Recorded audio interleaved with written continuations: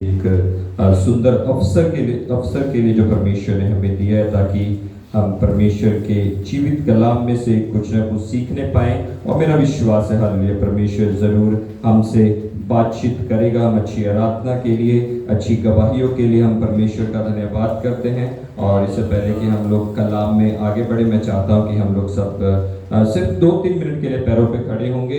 हम लोग प्रार्थना में जाएंगे और कोई भी इधर उधर ना देखे, 2-3 मिनट है, आप लगातार प्रार्थना करें, परमेश्वर से मांगे, परमेश्वर की आत्मा से हम उससे विनती करें, ताकि हम किसी भी तरह के अपनी समझ का सहारा ना लें, आप अपनी बुद्धि का सहारा ना लें, ताकि जो परमेश्वर का आत्मा हम सबको अपने कलाम के द्वारा सिखाना चाहता है, उन्हीं बातों को हम सीखने वाले हो सके। हर एक गड़बड़ी की आत्मा को, हर इधर उधर के ख्यालों को हम डांटते यीशु के नाम में। हालेलुया। सब अपनी आवाजों को बुलंद करें। हालेलुया। जो अन्य भाषाओं में प्रार्थना कर सकते हैं, अन्य भाषाओं में प्रार्थना करें। हालेलुया। और हम देखें, हम अपने आप को तैयार करें। हालेलुया। ताकि परमेश्वर की हालेलुया हालेलुया उस वचन को हम ग्रहण करने वाले हो सके, जो मन्ना उसने हमारे लिए आज ठहर रहा है। हालेलुया।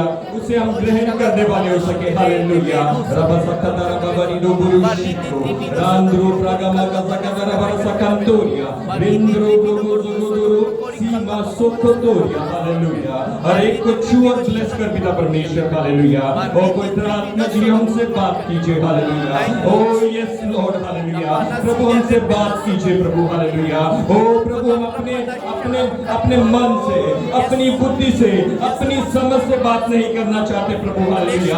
आप जानते हैं कि आपके लोगों में पिता परमेश्वर हालेलुया किस वचन की आवश्यकता है, किन वचनों की ने जरूरत है। हालेलुया। किन एग्जाम्पल्स की ने जरूरत है पिता परमेश्वर। इनकी भूख क्या है पिता परमेश्वर, इनकी सेहत के लिए क्या अच्छा है, आप सबसे बेहतर जानते हैं पिता परमेश्वर। हालेलुया। हालेलुया।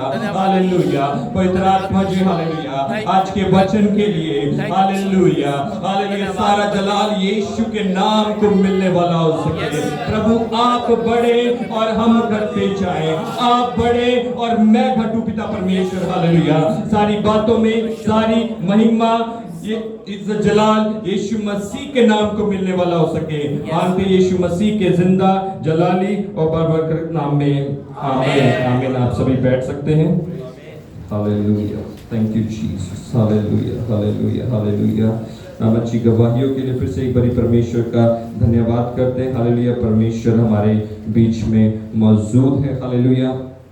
और मेरा विश्वास है हालेलुया कि परमेश्वर जो भी बात करेगा, आज जिस तरीके से वर्शिप हो रही थी, परमेश्वर का वचन, मैं इसको कोई टाइटल नहीं देना चाहता आज के जो मैसेज को, लेकिन खास कर मेरा विश्वास है कि परमेश्वर का आत्मा हमसे जरूर बात करेगा। तो हम लोग शुरू करेंगे एक कलाम को पढ़ के, जो पहला कुरिन्थियों 6:11 में है।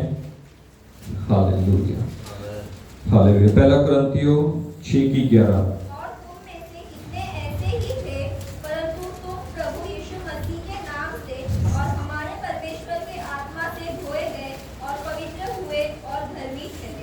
आमीन। हालेलुया। तो उसमें वचन इस तरह से कहता है, पहला कुरिन्थियों 6:11, तुम में से कितने ऐसे ही थे, परंतु तुम प्रभु यीशु मसीह के नाम से और हमारे परमेश्वर की आत्मा से धोए गए और पवित्र ठहरे हो। आमीन। तो उससे 2 वर्सेस ऊपर जाएंगे, 8, 9, 10, 11 थोड़ा सा पढ़ेंगे। तो यहाँ पे क्या कहना चाहता है हमसे पवित्र आत्मा परमेश्वर वचन, कि हम कैसे थे।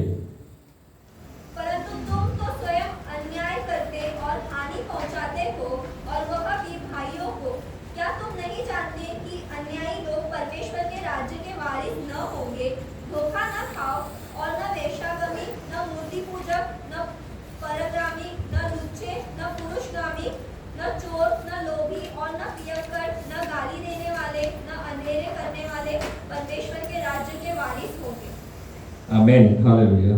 तो इस तरह के कैटेगरी में से मेरा विश्वास है कि हम लोग किसी ना किसी कैटेगरी में थे परमेश्वर में आने से पहले। यहाँ हम निंदक थे, अन्याय करने वाले थे, गाली देने वाले थे, व्यभिचार करने वाले थे, किसी ना किसी पाप में हम थे। यदि कोई कहता है कि मैं नहीं था, तो आप जानते हैं इसका जवाब, मैं नहीं बोलना चाहता। तो हम इन सब कैटेगरी में से आए, और इन सब कैटेगरी में से आने के लिए हमने कोई दाम नहीं चुकाया। हालेलुया। आपने चुकाया किसी ने कोई दाम?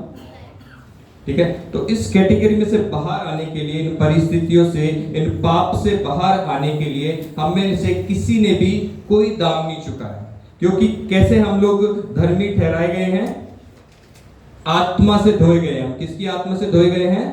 परमेश्वर की आत्मा से हम लोग धोए गए हैं। और क्या ठहराया? हमें धर्मी ठहराया परमेश्वर ने। तो हमने कोई उसके लिए पैसा नहीं दिया, हमने कोई दाम नहीं चुकाया, कोई हमने भेड़ बलि नहीं चढ़ाई, कुछ ऐसा काम नहीं किया, लेकिन सिर्फ और सिर्फ परमेश्वर की आत्मा के द्वारा हम धोए गए हैं, पवित्र किए हैं और धर्मी ठहरे हैं। आपको धो दिया गया है, आपको पवित्र किया गया है और आप धर्मी ठहरे हैं। आमीन, हालेलुया।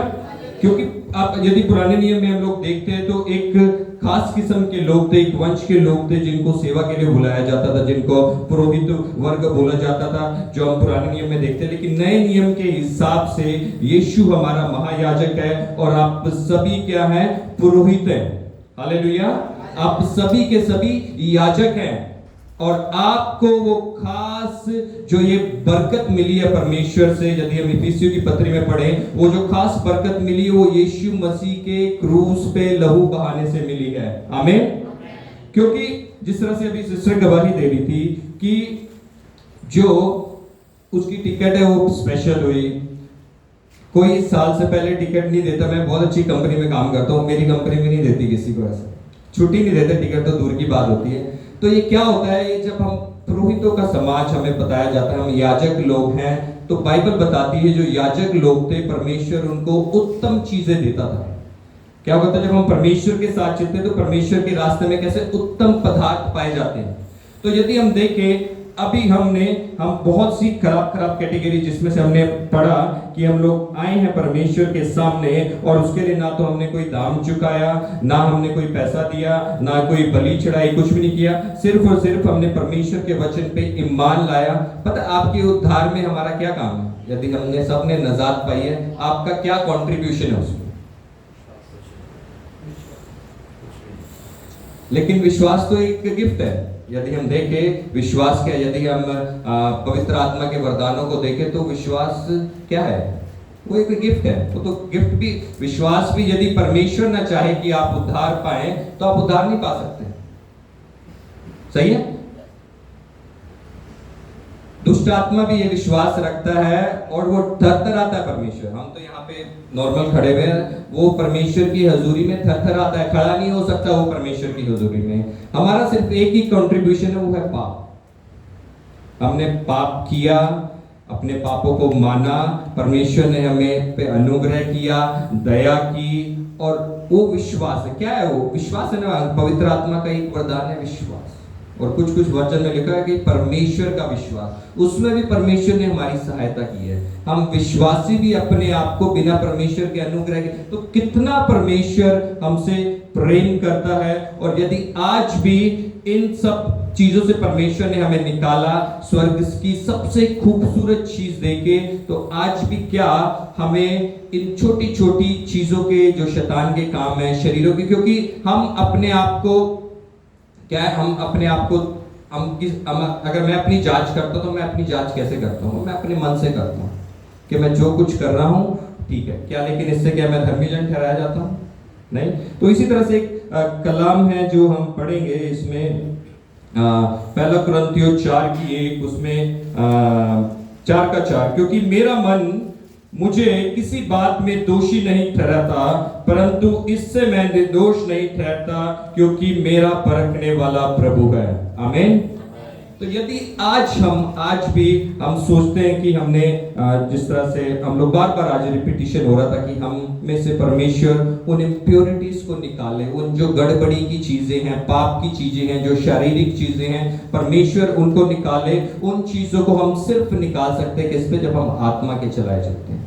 क्योंकि बाइबल चलती है, क्या बताती है कि जो शरीर के अनुसार चलते हैं वो क्या है? शारीरिक है। और शरीर के काम क्या है? शरीर के काम सारे पाप है। और यदि हम और उसमें अगर हम जाते हैं, क्योंकि कई अभी जिस तरह से ब्रदर गवाही दे रहे थे कि इनके साथ बहुत जाति के वहां के लोगों ने, यदि ये भी उनके साथ वैसा ही कर देते तो क्या हम जो संसार के लोग बोलते कि भैया अच्छा किया, पुलिस बुलानी चाहिए थी, केस करना चाहिए था, या एचआर में जो भी करना चाहिए था वो करते। वो संसार के लोगों के सामने वो क्या है, समझदारी है, वो बुद्धि की बात है। लेकिन क्या वचन हमें ये बताता है? इसीलिए जो वचन हमें जो बताता है, कुरिन्थियों में ही रहेंगे आज हम, एक आधा वचन हम लोग इधर से उधर रहेंगे। कुरिन्थियों एक में मैं रेफरेंस देता रहूंगा, वहीं से हम लोग स्टडी करेंगे इसमें, क्योंकि इसमें पौलुस लिखता है जो संसार की ज्ञानता वो परमेश्वर के सामने क्या है, मूर्खता है। अब लोग कहेंगे कि आप ऐसा करो, ये कार्य करो, ऐसे निर्णय लो, और उसमें क्या वो सोचेंगे कि आप उनकी बात मान लोगे तो आप समझदार हो, नहीं मानोगे तो मूर्ख है। लेकिन जो परमेश्वर की मूर्खता है वो क्या है, उनकी समझ से भी बाहर है, जो उनके ज्ञान से बाहर है। क्या मूर्खता? अभी कोई हमें गाली दे रहा है, हम गाली नहीं दे रहे, एक थप्पड़ मार रहा है, दूसरा गाल आगे कर दिया, क्या है ये? आदमी के लिए मूर्खता है, लेकिन परमेश्वर के लिए क्या है? ये समझदारी। हालेलुया। तो जिस हम लोग थोड़ा सा बेस बनाएंगे, थोड़ा सा सीखेंगे, उसके बाद में जो हम जिस बारे में मैं बात करना चाहता हूँ, हालेलुया, उसके ऊपर आएंगे। तो ये छोटी छोटी चीजें जिनको हम लोग देखते हैं, जिस तरह से जबूर में भी से जो स्नेहा सिस्टर ने बात की, उसमें क्या लिखा हुआ सब कि घोड़े और खच्चरों के समान ना बनो। मालूम है क्या फर्क है इंसान और जानवर में? क्या फर्क है? आंखें हैं उनकी भी, कुछ जानवर बात भी करते हैं, मालूम? हाँ, समझदार भी बहुत है। डॉल्फिन है, बोला जाता है कि सबसे समझदार जानवर है दुनिया का, मालूम? और भी बहुत तरीके के समझदार आजकल जो फौज में डॉग्स वगैरह इस्तेमाल करते हैं, सुपर। उनको देखो कैप्टन, अलग अलग पोजीशन मिली होती है। खुदा ने हमें अपनी छवि पे बनाया है। अब देखो, अगर खुदा ने आदमी और जानवरों को छठे दिन बनाया, हम दोनों एक ही दिन बनाए गए। यदि हम देखें उत्पत्ति की किताब, उसमें लिखा कि छठे दिन परमेश्वर ने सब कुछ बनाया और छठे दिन आपकी और मेरी भी संरचना की। उसमें जो सिर्फ आ जाता है एक विवेक का फर्क आ जाता है। जहां हमारा विवेक मर गया, हमारे में और जानवरों में कोई फर्क नहीं रहता। क्या है अभी विवेक क्या है? जो इसमें लिखा है, बेचारी लोग जो यहाँ पे लिखा हुआ है कि भैया एक तुम्हारी पत्नी हो, तुम उसके साथ रहो, जो भी है। वहीं अगर इधर मुंह मार रहा है कोई, उसमें और जानवर में कोई फर्क नहीं है। आपने देखा है ना, गली मोहल्लों में जानवर है, कभी इधर कभी उधर, क्या फर्क है? यही फर्क है जमीर का उनमें। और आज भी जो लोग मरे हुए आत्मा में, उनमें और जानवरों में कोई फर्क नहीं है। वो सब कुछ वैसा ही कर लेते हैं। इसीलिए परमेश्वर का वचन जो भी लिखा हुआ है वो बड़ा इंपॉर्टेंट है। घोड़े और खच्चरों के समान ना बनो, क्योंकि उनको नहीं मालूम क्या है जो जहां करना कर लिया, कोई सिस्टम नहीं लाइफ में, कुछ नहीं। और कहीं तो हम देखें तो आज तो जानवरों के भी सिस्टम बने हुए हैं। उनको कितनी खूबसूरती से, मतलब बच्चों से ज्यादा प्यार करते हैं लोग आज। कभी मैं, हमारे यहाँ कुछ लोग सेलिब्रिटीज वगैरह आते हैं, तो उनकी बातचीत करो तो बच्चों की, हम लोग किसी से मिलते हैं, हम अपने बच्चों की बातचीत करते हैं कि हमारे बच्चे ऐसे, वो अपने जानवरों की बातें करते हैं वहाँ। क्यों? सेम बुद्धि वही मैच करते हैं, क्योंकि और कुछ नहीं है उनके जीवन में, वहीं का वही है। कल एक रोटाना होटल आप लोगों ने सुना होगा, उसका मालिक बहुत अच्छा क्लाइंट है हमारा। तो आया, पूरा दिन उन्होंने बढ़िया से खाया पिया, शैंपेन दारू वारू पी, और शाम का नमाज का टाइम हो गया, उधर ही विला था, उसके बराबर में उसने एक टावल डाला, वहाँ दुआ करी और चला गया। क्यों?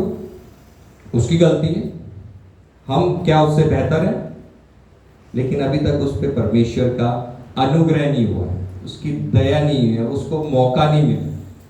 परमेश्वर चाहे तो मिनटों में, सेकंडों में, या परमेश्वर के लिए समय कोई बड़ी बात नहीं है, लेकिन परमेश्वर पूरे संसार को घुटनों पे लेके आ सकता है। हम लोग प्रार्थना करते हैं ना उद्धार के लिए। अभी हम लोगों ने प्रेयर वॉक शुरू करा है कि लोग बचाए जाएं, छुड़ाए जाएं, और भी काफ़ी समय से हम लोग प्रार्थना कर रहे हैं। कुछ देशों के बर्डन है आप लोगों के ऊपर, आप अपने देशों के लिए, परिवारों के लिए प्रार्थना करें। परमेश्वर चाहे तो पलक झपकते ये सब कर सकता है, लेकिन जबरदस्ती नहीं करता परमेश्वर। वो जबरदस्ती धक्का नहीं मारता किसी की जिंदगी में, किसी ना किसी तरीके से। जिस तरह पासा जी शायद से सुबह बात कर रहे थे कि ये आखिरी का समय है और सुसमाचार हर एक कोने कोने में जाने की आवश्यकता है। वो कैसे जाएगा? जब हम लेके जाएंगे। कैसे जाएगा? क्योंकि कुरिन्थियों की कलीसिया को बताया पौलुस ने, वहां सब कुछ था लेकिन उनमें कुछ कुछ मसले तो उनको याद दिलाया, क्या तुम नहीं जानते कि कौन हो तुम? तुम खुदा का मंदिर हो। क्योंकि वो मंदिर को नाश करने में लगे हुए थे। उनको रोटी तोड़ते थे तो वो नहीं करना आता था। कोई बोलता था तो मैं इस कलीसिया का हूँ, मेरे को इससे बपतिस्मा मिला हुआ है, मैं ऐसा हूँ वैसा हूँ। तो पौलुस को बड़ी खींच चिढ़ गई। पौलुस कहता मैं तो तुमसे ऐसे बात ही नहीं कर सकता कि जैसे आत्मिक लोगों से की जाए, कि तुमने पश्चाताप कर लिया, तुमने बपतिस्मा ले लिया, तुमने सारे काम कर लिए, लेकिन फिर भी वो कहता मैं ऐसे। पौलुस एक आत्मिक व्यक्ति था और बुद्धि से भी भरा हुआ व्यक्ति था, लेकिन वो इसलिए इसमें लिखता है खींच के उनसे कि मैं तो ऐसे बात ही नहीं कर सकता तुमसे कि जैसे किनसे करनी चाहिए, आत्मिक लोगों से करनी चाहिए। क्योंकि उसे मालूम है किनको दूध देना है, किनको अन्न देना है, किनको मांस देना है, पौलुस को मालूम है। और मेरा विश्वास है कि आप सब जानते हैं कि पौलुस की जिंदगी की जितनी पौलुस ने प्रचार किया, जितने चर्च स्थापित किए, आज भी आप यूरोप में इधर उधर चले जाओ, वो सब उसी की मेहनत की है। और जब कोई सोशल मीडिया नहीं था, कोई कुछ नहीं था। अब बात ये नहीं है कि आज हम सोचे कि हम लोग यहाँ बैठे बैठे दुनिया तक पहुंच जाएंगे। अभी ब्रदर ने ये काम शुरू किया, परमेश्वर आपको बहुत बरकत दे, आप बर्डन लेके इस काम को कर रहे हैं। हमें सोशल मीडिया पे जाने की जरूरत है, लेकिन आप सोचो उसने उस दौर में जितना अकम्प्लिश कर लिया, आज मेरे को नहीं लगता कोई भी उस लेवल तक भी पहुंच पाए। लेकिन जो पौलुस की चाल, जो पौलुस की शिक्षाएं हैं, उसकी वो देखो कि वो जब आया प्रभु में तो वो बोलता क्या, मैं जो प्रेरितों में अपोस्टल्स में कह रहा हूं मैं सबसे छोटा हूं। वो जब नया नया आया प्रभु ने उसको चुना, वो कलीसिया को सताने वाला था। परमेश्वर उसको एक अलग जगह पे ले गया अरेबिया में और सिखाया। फिर जब वो सेवकाई में आया तो बोला कि मैं तो अपोस्टल्स में, प्रेरितों में सबसे छोटा हूँ। फिर वो और चला परमेश्वर के साथ और चला, फिर उसको समझ आया मैं तो प्रेरित कहलाने के लायक ही नहीं हूँ। तो जैसे जैसे हम परमेश्वर के साथ चलते हैं, हमारी संगति परमेश्वर के साथ बढ़ती है और परमेश्वर का वचन, परमेश्वर आईने के समान हम हमारे सामने रहता है, तो हमें पता लगता है कि किस कंडीशन से आए हैं। कोई कंट्रीब्यूशन नहीं है हमारा, सिर्फ और सिर्फ परमेश्वर का अनुग्रह अनुग्रह अनुग्रह और दया परमेश्वर की हमारे ऊपर। और लास्ट में क्या लिखता है जब वो अपनी दौड़ पूरी कर लेता है? वो कहता है मैं सबसे बड़ा पापी हूँ। तो उसकी प्रोग्रेस देखो। आज हम लोग लगातार 4 दिन बाइबल पढ़ ले, हम डैनियल को पीछे छोड़ देते हैं थोड़ी प्रार्थना शुरू करते हैं, उसके बाद हमें कुछ ना कुछ मौका चाहिए, वैसा चाहिए। तो लेकिन आप पौलुस की स्टेप्स को देखो। बोलता मैं सबसे छोटा, फिर तो कहता मैं कहलाने के लोग ही नहीं हूँ। भैया पास्टर मत बोलो मेरे को मैं तो ऐसा था, मैं तो कलीसिया का सताने वाला हूँ। बाद में बोलता कि मैं सबसे बड़ा पापी हूँ। लेकिन इतना काम करने के बाद जो तीसरे स्वर्ग में उठा लिया गया, देखो कैसा परमेश्वर ने उसे वहां पे इस्तेमाल किया। और मतलब उसके जीवन के बारे में मैंने बहुत कुछ पढ़ा है, बाइबल से बाहर भी जीने, लेकिन बहुत ही खूबसूरत, टफ, और किसी अपने अधिकारों का उसने इस्तेमाल नहीं किया। किसी भी तरीके के जो उसका अधिकार था, एक अपोस्टल होने के नाते, एक प्रेरित और एक पास्टर और एक आत्मिक अगुवा होने के नाते, किसी भी प्रकार का उसने उन्हें क्या इस्तेमाल नहीं किया।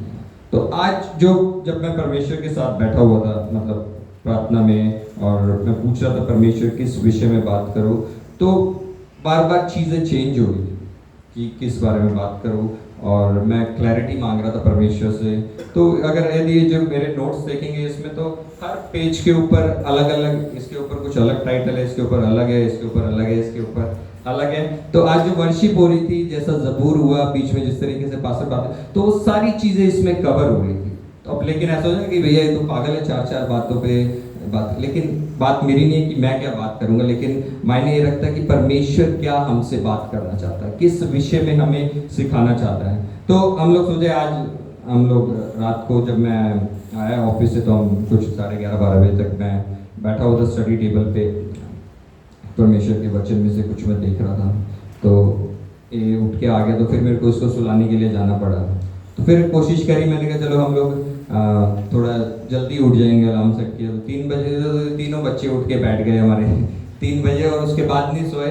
एक एक्साइटमेंट रहती है कि प्रभु के घर जाना है, और मेरे को भी 2 हफ्ते के बाद आने का मौका मिला, तो मैं परमेश्वर का धन्यवाद करता हूँ। तो ये टाइटल मायने नहीं रखता कि भैया मैसेज का टाइटल क्या है, लेकिन मायने ये रखता है कि क्या आज हमें सिखाएगा प्रभु। अगर आज हम कुछ सीखेंगे, कुछ हमें परमेश्वर धोएगा अपनी आत्मा के द्वारा, अपने वचन के द्वारा, और मेरा विश्वास है कि हमारे जीवनों में परमेश्वर बड़ी बरकत को, हमारी आत्मिक रीति से, हर तरीके से परमेश्वर चाहता है आपको बरकत मिले। आमीन।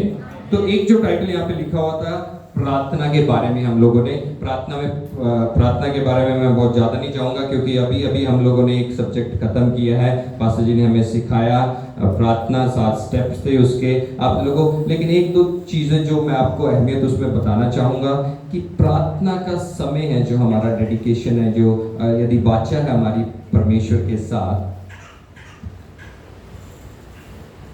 वो कैसे उसमें हम लोग थोड़ा सा एम्फेसाइज करना चाहिए। पता है कि यदि आपकी किसी के साथ अपॉइंटमेंट हो ना, जिससे आप बहुत प्रेम करते हैं, जिसको आप बहुत ज़्यादा प्यार करते हैं, आपकी पत्नी हो सकती है कि आप एक साथ नहीं रहते हैं तो आपने उससे मिलना हो, या आपका बेटा आ रहा हो, या फादर आ रहा, मतलब ऐसा कुछ बहुत खास रिलेशन, आप सबसे खास रिलेशन आपका जीवन में, कि आपने उसके साथ एक अपॉइंटमेंट बांधी है, एक मैसेज, एक व्हाट्सएप डाल दिया है कि फलानी तारीख को हम लोग मिलेंगे। अब फलानी तारीख को 9 बजे का टाइम है सुबह, मान लो उदाहरण के तौर पे, 8:45 बजे या 8:55 में एक मैसेज आ गया आपको कि मैं नहीं आ सकता। कोई खास वजह नहीं है, कोई ऐसा कोई कारण नहीं है, कुछ नहीं लिखा कि हम फिर कभी मिलेंगे, मैं नहीं मिल सकता। आपको कैसा लगेगा? ऐसा है जो खुश होगा? बहुत बुरा लगेगा, बुरा लगेगा। ऐसा है जो खुश होगा कोई? हालांकि आपने उसके लिए कुछ किया नहीं है, कुछ उसके लिए आपने जान नहीं दी अपनी, कोई कुर्बानी नहीं चढ़ाई, उसका कर्जा नहीं आपने अदा किया, कुछ नहीं किया, बस एक रिश्ता है, प्रेम है। इसी तरीके से जब हम जाते हैं और प्रार्थना, मन है आपका, पवित्र आत्मा आपके मन में डालता है कि हमें प्रार्थना करनी है, और हम जाते हैं, बैठते हैं, मन बनाते हैं, और उसके बाद में शायद हमारा फ़ोन हमें कुछ याद दिला देता है कि आज पापा से बात नहीं करी, जब तक कॉल कर लें उनको, आज एक ईमेल लिखना है ऑफिस का, बड़ा इम्पोर्टेंट है। सोचो आप जाते हो, परमेश्वर वेट कर रहा होता है आपकी। आप सोचते हो ये आम बात है, तो 15 मिनट बात कर लूँगा, 10 मिनट बात कर लूँगा, कल कर लूँगा, 2 दिन बात कर लेंगे। परमेश्वर थोड़ी भागे जा रहा है कहीं, कल भी सुन लेगा मेरी प्रार्थना। उसको जो समय, आपकी जो वाचा है, परमेश्वर नहीं चाहता आप 24, परमेश्वर चाहता है आपके साथ संगति रखना, चाहे 24 घंटे। परमेश्वर हमेशा अवेलेबल है, लेकिन परमेश्वर फ्लेक्सिबल भी है कि आप कब अवेलेबल है।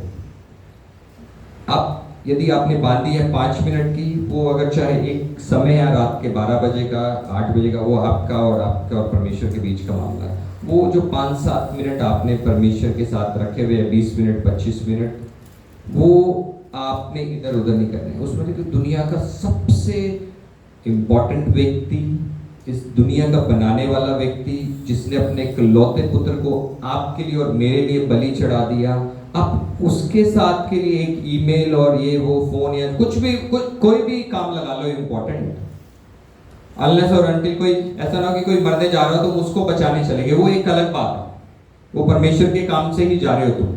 लेकिन उसके अलावा आप देखो, मैं कहता हूँ कि 99% हम फिजूल के कामों में चले जाते हैं। और शैतान ऐसा करता है कि जब आप प्रार्थना करने जा रहे हैं तो आपको सारे इंपॉर्टेंट काम नजर आएंगे, आपको लगेगा मैं ही सबसे काम करने वाला व्यक्ति हूँ, बाकी कंपनी में तो कोई काम ही नहीं करता है, घर में कोई काम नहीं करता है, सारा जिम्मेदारी मेरे सर के ऊपर रखी हुई है। तो उस चीज के ऊपर आप एक बार सोच के देखिए कि जो सबसे आपसे प्रेम करता है, जिसने सब कुछ दे दिया। यूहन्ना 3:16 हम लिखते हैं, पढ़ते हैं, सुनते हैं, सुनाते हैं। आज इतनी उम्र हो गई है ये सुनते सुनते, लेकिन उसको यदि हम समझ जाएं कि परमेश्वर ने जगत से ऐसा प्रेम किया, तो जिसने हमसे प्रेम किया उसके लिए हम वो 10 मिनट जो रखे हैं उसको डेडिकेटेड रखें। परमेश्वर दुखी होता है। हम मानते हैं परमेश्वर की जो परमेश्वर के भवन में आनंद की भरपूरी है, परमेश्वर की उपस्थिति में आनंद है, लेकिन वहीं जब हम उसमें फेल होते हैं, छोटा सा एक्ट है, कोई परमेश्वर आपसे होम वाली ये नहीं कुछ नहीं मांग रहा, क्या है कि जो एक उसको समय दिया, कैसे आप अपनी तरफ से तो जाते नहीं हो, शरीर तो आपको कभी नहीं लेके जाएगा भैया तो कंबल में से निकल, रजाई में से निकल, उठ और प्रार्थना कर और ऐसा वैसा, कुछ तो आपको आत्मा है, वो कहता है ना शरीर तो दुर्बल है लेकिन वही लेके जाती है आपको। और किसकी आत्मा है? एक तो एक तरफा प्यार हो गया ना। फिर परमेश्वर की आत्मा तुम्हारे अंदर है, वही तुमको प्रार्थना के लिए उजागर कर रही है, वचन को पढ़ने के लिए उजागर कर रही है, उपवास या जो भी आत्मिक चीजें हम लोग करते हैं उसी के लिए उजागर कर रही है, सब कुछ वही कर रहा है। और तुम अभी बन गए शेख मोहम्मद की भैया नहीं अभी नहीं, मेरे को बहुत काम है, मेरे को देश चलाना है, मेरे चमड़े के जहाज हैं जो भी है। आप उस चीज को सोचो, सब कुछ परमेश्वर ही कर रहा है, हमें क्या सिर्फ उस पर थोड़ी सी आज्ञाकारिता करने की जरूरत है, ओबीडियंस में रहने की जरूरत है। ओके, परमेश्वर का आत्मा ही हमें उजागर कर रहा है कि इस समय आप प्रार्थना कर, और परमेश्वर वहां पे आपकी मदद करेगा। आप देखोगे आपकी जिंदगी सेम नहीं रहेगी। आप इसको फॉलो करके देख लो, आप इसके ऊपर चल के देखो, ये कोई जादू नहीं है, लेकिन आप करके देखो, क्योंकि हम मांगने नहीं जाते परमेश्वर से, रिश्ता है। जो पहला पॉइंट ये था ना सनशिप की, क्या रिश्ता है हमारे बाप, सबसे प्रेम करने वाला व्यक्ति हमारा, हमने किसी के लिए कुछ किया नहीं, कोई रिश्तेदार कोई भी हमें मिलने से या किसी भी काम से मना कर दे तो हमारा तो गुस्सा हो जाते हैं हम लोग, उसके लिए कुछ नहीं किया हम लोगों ने, बस एक डील हुई थी छोटी सी कि भैया हमें मिलना है। तो इस बात को आप समझें। बहुत से लोग आप करते भी होंगे नियंत्रण प्रार्थना, लेकिन कुछ तो लोग हैं जिनसे परमेश्वर याद दिलाना चाहता है। मेरे से भी मिस होती है, मैं नहीं कहता कि मैं 100% ऐसा नहीं, हम सब इंसान हैं, हम लोग सब गलतियां करते हैं, इसलिए परमेश्वर का वचन है हमें सिखाने के लिए। आमीन, हालेलुया। तो ये हो गई प्रार्थना की, इतना ही बात करेंगे हम लोग। आप दोबारा से मैसेजेस सुन सकते हैं, यूट्यूब पे है इधर, जो प्रार्थना के विषय में अगर और आप जानना चाहते हैं। लेकिन इस बात को याद रखें कि प्रार्थना आप उसके साथ समय बिताने जा रहे हैं जो आपके लिए सब कुछ कर सकता है, आपसे बहुत प्रेम किया है, करता है, करता रहेगा। उसने कहा जगत के अंत तक मैं तुम्हारे साथ रहूंगा। हालेलुया। वो कहता है तुम 7 बारी गिरोगे, मैं तुम्हें 7 बारी उठाऊंगा। हालेलुया। और क्या चाहिए? कहते एक माँ अपने बेटे को छोड़ सकती है लेकिन वो नहीं छोड़ेगा, ऐसा उसका प्रेम है। और क्या चाहिए? अभी हम लोग आगे एक टॉपिक प्रेम भी है जिसके बारे में हम लोग जरूर पढ़ेंगे और सीखेंगे थोड़ा सा। उससे पहले एक वचन मैं पढ़ना चाहूंगा, 2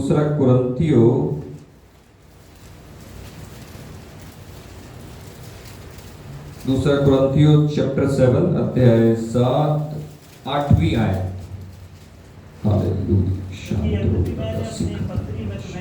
शोकित किया परंतु उससे पछताता नहीं, जैसा कि पहले पछताता था, क्योंकि मैं देखता हूँ कि उस पत्री से तुम्हें शोक तो हुआ परंतु वह थोड़ी देर के लिए था।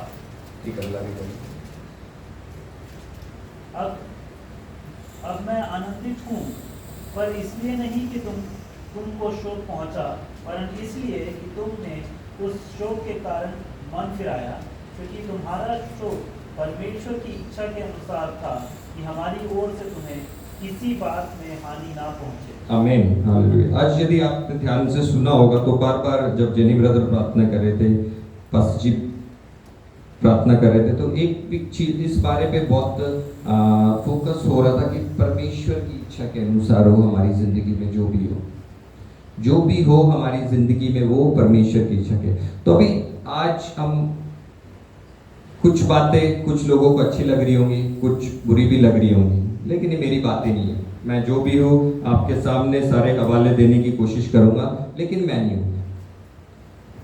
लेकिन ये सब परमेश्वर के वचन में से हमें मिला। थोड़ी देर के लिए तुमको बुरा लगेगा, यदि मेरे को भी बुरा, या जो भी हमें, क्योंकि क्या है ना कि जब सख्त वचन होता है ना, जब कभी भी कहीं पे भी जब भी पास्टर जी देते हैं या कहीं पे भी आपको कभी जेनी ब्रदर, अमित ब्रदर, जो भी मतलब कलाम में से बात करता है, आपको सारी बातें अच्छी नहीं लगती। कुछ कुछ चीजें आपको ठेस पहुंचाती हैं, कुछ कुछ ऐसे लगते हैं कि ये तो पर्सनल अटैक हो रहा है यहाँ पे है। कुछ कुछ ऐसा लगता है कि पर्सनली मेरे से बात कर रहा है परमेश्वर, क्योंकि हम आपको सबको जानते, लेकिन हम आपके इंडिविजुअल लाइफ को नहीं जानते। आपकी जो पर्सनल लाइफ है उसमें क्या है, हम परमेश्वर ये जो हृदय और गुर्दों को जांचने वाला है, हम नहीं है। तो परमेश्वर को पता है आपको किस तरीके के भोजन की आवश्यकता है।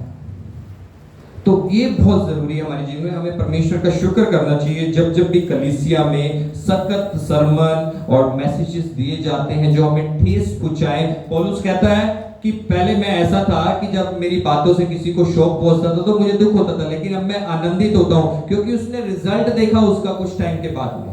आज हम कभी कभी होता है ना कि हम रिश्तेदारी में माता पिता को या कलीसिया में कभी कभी हम क्या सोचते कि उसको बुरा लग जाएगा ये बात बोलेंगे, लेकिन यदि उसको बुरा लगता है वो नरक से तो अच्छा है। थोड़ी देर के लिए उसको बुरा लगेगा, वो नरक में चला जाएगा। तुम्हारा बेटा बेटी, तुम्हारे माता पिता, तुम्हारे भाई बहन, जिसको तुम सोचते हो कि नहीं मैं इसको वचन के द्वारा बताऊंगा, मैं इसको सच्चाई बताऊंगा तो इसके साथ ऐसा हो जाएगा, लेकिन वो नरक में अनंत काल की नरक से तो अच्छा ही है ना। 5 मिनट उसको बुरा लगेगा। तो ये पौलुस यहाँ पे सिखाना चाह रहा है, और मैं भी इस वचन को इसलिए लेके आया कि आज यदि आपको कोई ठेस पहुंचती है तो माफ करें, लेकिन ये आपके लिए ही अच्छा है। ये आपको मतलब ये छोटी छोटी चीजें हैं हमारी जिंदगी में। एक एग्जाम्पल के तौर पे मैं बताता हूँ आपको कि हम लोग लास्ट में अलखेल में बैठ के छोटी छोटी जो जिंदगी में पाप है उनके ऊपर बात कर रहे थे। और एक पाप, एक ब्रदर को मैं जानता हूँ, उसका मैसेज आया कल मेरा इंटरव्यू है, मेरे को ये मेरा सीवी प्रिंट करके ले आना है यहाँ पे, और साथ में बोला कि प्रेयर भी करना, मैं ये इंटरव्यू के लिए जा रहा हूँ। सीवी प्रिंट ऑफिस से करके लेके आना। नौकरी पे हो, कॉल किया, सीवी भेज रहा हूँ, ऑफिस के प्रिंटर से प्रिंट करके ले आना, प्रेयर करना। कल मेरा इंटरव्यू है कि परमेश्वर की दया और फेवर मिले। क्या मिलेगा उसको परमेश्वर का फेवर? प्रिंट 2 दिनम 3 दिनम 10 दिनम जितना भी खर्चा लगता है उसको कराओ, अपना पैसा, उस दिन का खाना ना खाए आदमी, प्रिंट करा ले, जाए परमेश्वर के अनुग्रह को मांगे, और देखिए परमेश्वर आपकी प्रार्थना से पहले आपके साथ खड़ा रहेगा कि इसने ये छोटी सी गलती को क्या नहीं करना चाहता है, ये क्या कंपनी में से प्रिंट आउट नहीं करना चाहता। मैंने कहा क्या प्रिंट आउट 2-3 दिरहम की बात नहीं होती, बात होती है आपका विवेक, उसके साथ आपको क्या है, आपको पापी जांचता है। यदि हम शरीर के हिसाब से हम इसमें कहें कि हमारा जो शरीर है वो क्या है, मैं तो संत आदमी हूं, क्या फर्क कर रहा है, क्योंकि सब लोग कर रहे हैं, सब लेके जाते हैं, मैं भी ले गया तो क्या फर्क पड़ रहा है। समुंदर है, एक बाल्टी पानी मैंने भी निकाल लिया तो क्या फर्क पड़ता है। लेकिन आप सोचिए यदि हम ऐसा कर रहे हैं और आपने स्टैंड लिया परमेश्वर का, जिस तरह से भाई बोल रहे थे कि मैंने लिया कि मैं इतने पाकिस्तानियों में अकेला क्रिश्चियन हूं, मेरा भी बर्ताव उनके जैसा होगा, तो क्या फर्क रहेगा अंधेरी और ज्योति के कामों में। आप भूखे रह जाओ, प्रिंट कराओ, और मेरा विश्वास है आपको इंटरव्यू भी देने की जरूरत नहीं पड़ेगी। परमेश्वर ऐसा फेवर देगा आपको, ऐसी तरफदारी देगा। यदि आप परमेश्वर के साथ खड़े रहेंगे तो परमेश्वर आपके साथ क्या, आपके ऊपर नीचे दाएं बाएं हर तरफ खड़ा रहेगा। आपके हाथ में होगा इंटरव्यू, नौकरी मेरे को लेनी है नहीं लेनी है। 2017 में शायद से मेरे को याद है, 17 में मैं अबू धाबी से इंटरव्यू देने के लिए आया था, और दूसरी नौकरी में थोड़ा मेरा मसला था, तो इधर जो मेरी पुरानी कंपनी जहाँ मैं काम करता था वहाँ के लिए, और 4 साढ़े 4 बजे निकला, रात सोए नहीं, प्रेयर में था, मैं छत पे एक शेयरिंग रूम पे रहते थे। और जब मैं गया इंटरव्यू के लिए वहाँ पे, मुझे नहीं पता मैंने कब अप्लाई किया उस नौकरी के लिए, बस एक इनविटेशन आया हुआ था और मैंने हाँ कर दिया कि मैं आऊँगा। सीवी वगैरह सब कुछ प्रिंट किया, 3-4 बजे अबू धाबी से मैं निकला, दुबई आया, सुबह पहुँचा, और जहाँ जिसको इंटरव्यू देना था अब मेरा जो मन था, पता नहीं क्यों परमिशन डाला कि ये इंटरव्यू लेगा तो अच्छा है, मैं इधर नहीं जाना चाहता था, बहुत भीड़ थी। पूरा जो ओएसिस विलेज है, कुछ लोग जानते हो कि जहाँ से हम लोग कभी कभी एंजेला सिस्टर को पिकअप करते हैं, पूरा पैक था वो, पीछे 250-300 लोग थे, बड़ी लाइन लगी थी वहाँ पे इंटरव्यू। मैं गया, मैंने कहा नहीं आपके हाथ, मैंने कहा इसको इंटरव्यू नहीं देना, किसी को नहीं बोला मैंने, अपने मन में था कि प्रभु इसको देने का मेरे को इंटरव्यू। और लेकिन मैं इस क्यू में बैठा हुआ, मेरे को इधर जाना है, एक बंदा बैठा हुआ है, लेकिन मैं उसके पास गया हूँ, वो बोला मेरे को कि आप उधर चले जाओ। तो मैं कहता हूँ आपके हाथ में होगा परमिशन। उधर गया, थोड़ी बहुत बातचीत हुई उसके साथ, बोला क्या हुआ, क्यों छोड़ना चाहते हो, कुछ नहीं सुनाया उसको, अपनी गवाही दी कैसे प्रभु ने मेरा जीवन बदला। पिछले 2016 में इतनी बातचीत थी, ओके बोला थैंक यू वेरी मच और हम आपको बताएंगे। और उसके बाद मैं वापसी था, रास्ते में जा रहा था, शाम को बस ले रहा था फिर अबू धाबी जाने के लिए, और उनका कॉल आ गया कल आप फाइनल इंटरव्यू के लिए आ जाओ। और एक छोटा सा उदाहरण है, जब हम परमेश्वर के साथ चलते हैं, परमेश्वर हमारे साथ खड़ा रहता है, तो आप इंटरव्यू आपको फॉलो करेगा, वो ग्रेस, वो फेवर आपके साथ चलेगा, क्योंकि परमेश्वर अपने वचन से बाहर जाके क्या काम नहीं करता कभी भी।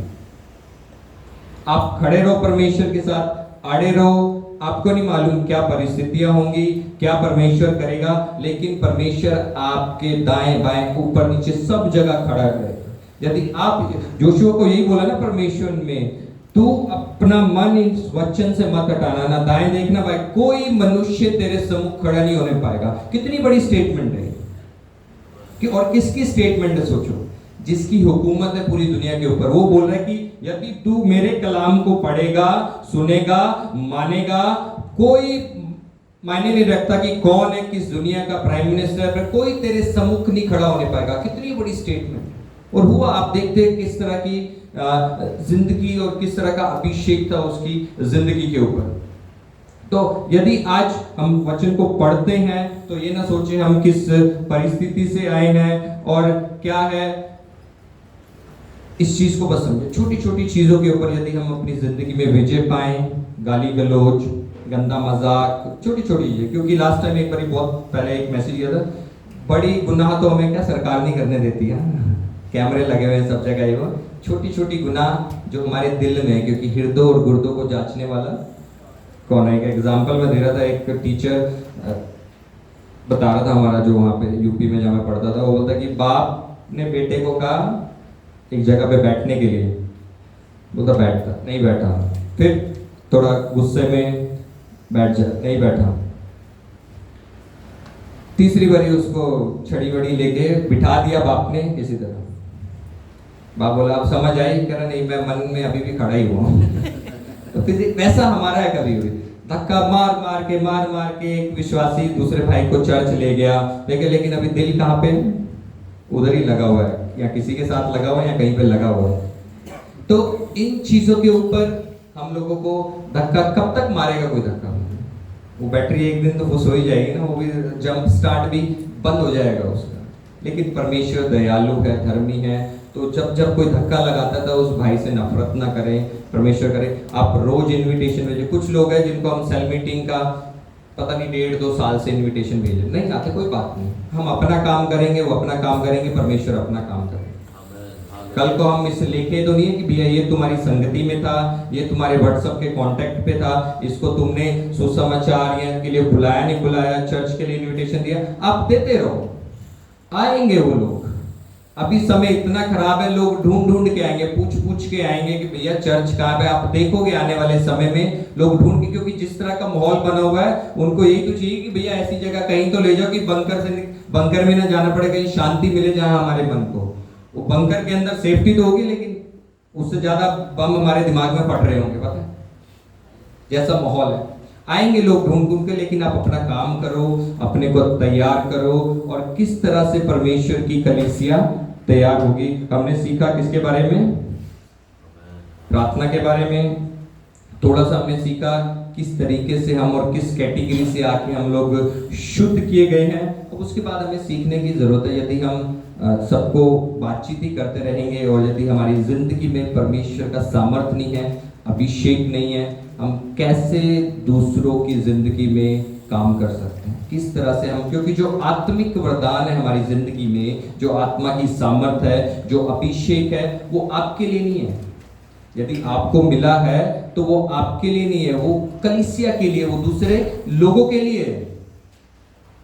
बाइबल कहती है ना कि जो आत्मिक वरदान है वो किसकी एडिफिकेशन के लिए, किसकी उन्नति के लिए, कलीसिया की उन्नति के लिए। यदि आपके ऊपर हीलिंग का गिफ्ट है कि आप अपने ऊपर दुआ करते हैं कि भैया मेरे, आप बहुत से लोग देखेंगे जिनके, मतलब कई लोग ऐसे भी खुदा के दास हुए जिनके हीलिंग जबरदस्त तरीके से काम करते, लेकिन उनकी अपनी घर में बच्चे बीमार, अपने, और छोटी मोटी बीमारी की बात नहीं कर रहा हूं मैं, बहरे हैं बच्चे बचपन से, और उस खुदा के दास की गवाही है मुर्दों को जिंदा करने की। परमेश्वर परखता है ऐसे। आप यीशु मसीह की जिंदगी को देखें तो उसने कभी भी अपने जो उसकी गिफ्ट थे उसको अपने लिए इस्तेमाल नहीं किया। हजारों लाखों लोगों को रोटी खिला दी वहां पे, लेकिन जब अपने लिए भी कर सकता था नहीं किया उसने। क्या किया? पिता की इच्छा को पूरा किया वहां। तो इसीलिए हमें प्रेम में, वचन में, हर तरह से आगे बढ़ना, लेकिन एक प्यास भी होनी चाहिए हमारे अंदर कि हमें क्या, परमेश्वर की सामर्थ को पाना है। क्योंकि जो अभिषेक, जो सामर्थ हमारे ऊपर आएगा वो हमारी अगुवाई भी करता है कि हमें नेक्स्ट स्टेप कैसे लेना है। चाहे वो काम की जगह हो, चाहे आप सेवकाई करते हैं, परिवार चलाते हैं, कुछ भी करते हैं, वही अभिषेक जो आएगा आपके ऊपर आपकी अगुवाई करेगा। आमीन, हालेलुया। ये हम लोग अभी पढ़ेंगे थोड़ा सा, क्योंकि बहुत बार ऐसा होता है कि नहीं भैया मैं तो ऐसा ही ठीक हूँ, हम लोग थोड़ा प्रार्थना करेंगे, 2 भजन गाएंगे, और ऐसा नहीं, हम लोग सामर्थ्य के काम नहीं करेंगे, हम लोग भविष्यवाणी नहीं करना चाहते, हम प्यार मोहब्बत से संगति में रहेंगे और चलता रहेगा, हमारा इतना ही बड़ा।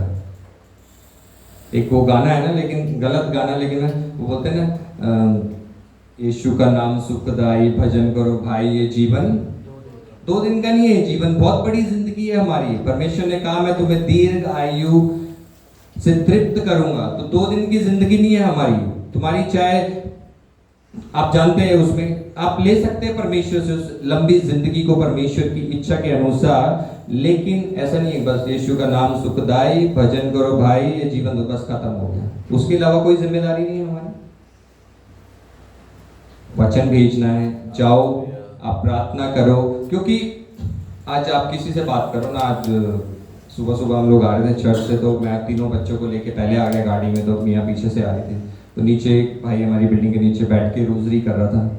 कुछ बातें इसने की, कुछ बातें उसने की, हम लोग ऐसे हैं, ऐसा, मतलब जो भी है ऐसे, तो सबके पास है कुछ ना कुछ बताने के लिए, कहानी सबके पास है, कहानी सबके पास है, आप कुछ बताओगे वो भी कुछ बता देगा। लेकिन जहां वो देखते हैं सामर्थ के काम, परमेश्वर के काम, आपने एक बुद्धि के वरदान से उसकी एक मन की बात बताई उसको, वहां पे गिर जाते हैं वो परमेश्वर के पैरों के अंदर। तो इस तरीके से हमें परमेश्वर से वो एक्सपेक्टेशंस रखनी है। तो मैं क्यों इस बात के ऊपर एम्फेसाइज कर रहा हूं, क्योंकि परमेश्वर का राज्य, 1 कुरिन्थियों 4:12, परमेश्वर का राज्य बातों में नहीं लेकिन सामर्थ में है। हालेलुया। और जब है ही हम परमेश्वर का मंदिर, परमेश्वर का आत्मा हम में वास करता है, तो जो काम परमेश्वर के वो हमसे भी होने चाहिए, नहीं होने चाहिए। आमीन। तो पौलुस यहाँ पे, अब यदि हम बात करें यहाँ पे आत्मिक वरदानों की, तो इसमें हमें बार बार 12:31 यदि हम पढ़े, पहले 12:1 पढ़ते हैं हम लोग, 1 कुरिन्थियों 12वें अध्याय पे आते हैं और हम लोग पढ़ेंगे। मैं पढ़ता हूं 12 अध्याय 1 कुरिन्थियों 1। हे भाइयों, मैं नहीं चाहता कि तुम आत्मिक वरदानों के विषय में अनजान रहो। आमीन। तुम जानते हो, दूसरा वचन पढ़ रहा हूं, तुम जानते हो कि अन्य जातियां, कि तुम अन्य जाति थे तो गूंगी मूर्तियों के पीछे जैसे चलाए जाते थे वैसे चलते थे। इसलिए मैं तुम्हें चेतावनी देता हूं कि जो कोई परमेश्वर की आत्मा की अगुवाई से बोलता है वह नहीं कहता कि यीशु श्रापित, और ना कोई पवित्र आत्मा के बिना कह सकता कि यीशु प्रभु है। तो आप देख रहे हैं यहाँ की जो हमने शुरुआत किया था कि हम यीशु मसीह की आत्मा के द्वारा उसको प्रभु भी नहीं अपना बोल सकते, इसीलिए हमारा कोई कंट्रीब्यूशन नहीं है। तो यदि जो दया जो अनुग्रह हम पे हुआ है मुफ्त में, वो हमें आगे भी लेके जाना है। कैसे लेके जाना है? अब कहीं कहीं आप किसी को किसी की टेस्टमनी देते हो ना, तो वो भी आपको किसी की गवाही देती है। लेकिन आप अब जाते हो, प्रार्थना करते हो, उनके जीवन बदलता है, वो कुछ सामर्थ्य के काम देखते हैं। यीशु मसीह ने कहा कि मेरी बातों के कारण, लेकिन मेरे कामों के कारण ही मेरे पे विश्वास करो, क्योंकि सबका फेथ लेवल अलग है, सबको परमेश्वर अलग अलग तरीके से बुलाता है। लेकिन जब वो आ जाए एक बार विश्वास में, फिर उसको वचन की शिक्षा दो, उसको संगति में रखो, अपनी कोशिश करो उसके साथ लगातार कनेक्टेड रहने की। क्योंकि जब हम पिछली बार इस सितंबर में इंडिया गए थे, उसमें से कुछ लोगों के साथ हम संपर्क में रह पाए, कुछ के साथ नहीं रह पाए। एक फैमिली जो लगातार मैसेज करती रहती थी, हम उसके साथ बातचीत करते रहते थे। एक बार जेनी ब्रदर ने भी उनसे बात करी और उनको बपतिस्मा की वैल्यू का पता लिया, और पता नहीं कैसा पढ़ाया ब्रदर ने, जिस एक क्लास और अगले हफ्ते बपतिस्मा ले लिया। शायद हम लोगों ने गवाही शेयर करी थी। तो कनेक्टेड रहे, कुछ काम देखे उन्होंने परमेश्वर के, वहां पे कुछ हुआ उनकी जिंदगी में, और पूरा परिवार बचाया गया। अब उसमें हमने कुछ किया नहीं किया, हम वहां गए, परमेश्वर को जो कलाम था वो दिया, और आप यकीन नहीं मानेंगे, बहुत कुछ नोट्स में बना रहा था वहां पे जो तैयार किया था। जैसे ही हम लोग वहां पे सामने पहुंचे, और परमेश्वर ने बिल्कुल उन वचनों में से बात नहीं की, एक दो कलाम दिया, परमेश्वर ने उसमें से उनसे बातचीत की।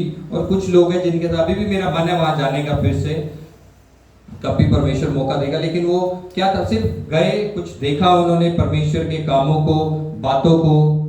और वो, मैं ऐसा अन्य जाति की बात नहीं कर रहा, मैं मसीह लोगों की बात कर रहा हूँ, जो मसीह लोग, मसीह घरानों में पैदा हुए हैं वहां पे। पूरा उनका कस्बा, स्कूल मसीह है, हॉस्पिटल मसीह है, चर्च है, सब कुछ है वहां पे। लेकिन वो लोग मसीह को नहीं जानते हैं। फिर भी क्यों? उनके लिए कि भैया संडे चर्च जाओ। वही जो मैं अपने गेस्ट की बात कर रहा था, उनमें और उनमें कोई फर्क नहीं है।